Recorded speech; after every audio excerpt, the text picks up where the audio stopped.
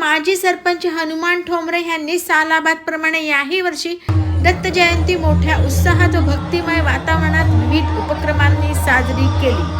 बरं, काय सांगाल? सालाबादप्रमाणे याही वर्षी हनुमान ठोंबरे यांनी मोठ्या प्रमाणात दत्त जयंती साजरी केली आहे आणि त्यांनी एक नाविन्यपूर्ण असे इथे एक मंदिर बांधलेलं आहे। काय सांगाल आपण? संपूर्ण भारतभर अतिशय आनंदाने उत्साहाने आपल्या दत्तगुरूंची दत्त जयंती साजरी होत असते आणि मग त्याच अनुषंगाने आपल्या फोनी गावचे सरपंच आमचे ज्येष्ठ सहकारी सन्माननीय हनुमानशेठ ठोंबरे यांच्या माध्यमातून सालाबादप्रमाणे या फोनी गावात मोठ्या प्रमाणात दत्त जयंतीचा सण साजरा केला जातो।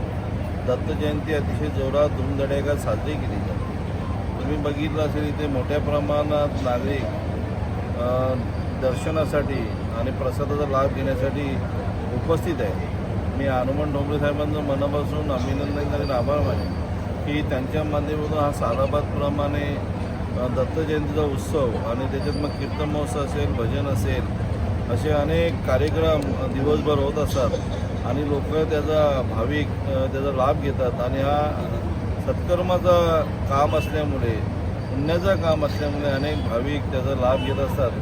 मी परत हनुमान ठोंबरे साहेबांचं मनापासून अभिनंदन करेन, आभार मानेन आणि त्याच अनुषंगाने नाथांचं मोठ्या प्रमाणात, मला वाटतं ठाणे जिल्ह्यात नाही महाराष्ट्रात असं मंदिर नसेल, असं नाथांचं मंदिराचं काम अतिशय मोठ्या प्रमाणात जोरात चालू आहे। माझ्या माहितीनुसार दुसऱ्या वर्षी त्याचा लोकार्पण सोहळा होणार आहे आणि त्याच्या बाजूला छत्रपती शिवाजी महाराजांचा ऐश्वर्य पुतळा हा पण उभारण्यात येणार आहे। त्याच बाजूला ते बाजूला तुम्ही बघत असाल की आपल्या देशाची शान तिरंगा झेंडा हाही या 26 तारखेला माहिती दिल्याप्रमाणे ओपनिंग होणार आहे। असं समाज उपयोगी कार्यक्रम करणारा आमचा हनुमानशेठ ठोंबरे आणि जनतेसाठी अहोरात्र मेहनत करतात। आज सर्वांना माझ्या वतीने महाराष्ट्र राज्याचे लाडके माजी मुख्यमंत्री आणि आता जे उपमुख्यमंत्री शिवसेना पक्षाचे मुख्य नेते एकनाथजी शिंदे साहेब आणि या कल्याण लोकसभेचे लाडके खासदार ज्याला आपण विकास पुरुष असं संबोधलं जातो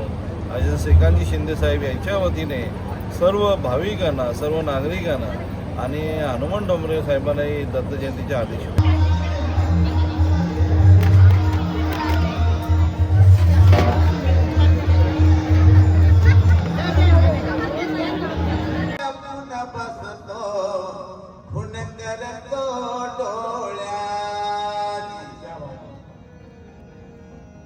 आवरी आवरी आवरी